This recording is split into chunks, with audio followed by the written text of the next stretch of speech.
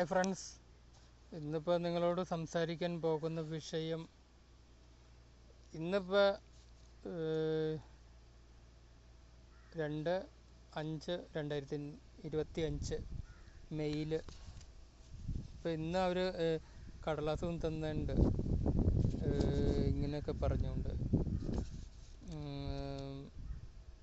വീട്ടിൽ ബോർഡ് വയ്ക്കും, അതുപോലെ തന്നെ വീട്ടിലെ സാധനങ്ങൾ ജപ്തി ചെയ്യും, അതുപോലെ തന്നെ പോലീസിനെ കൊണ്ട് വരും എന്നൊക്കെ പറഞ്ഞുകൊണ്ട് ഒരു ഇത് തന്നേക്കനെയാണ്. കണ്ടു നോക്ക്.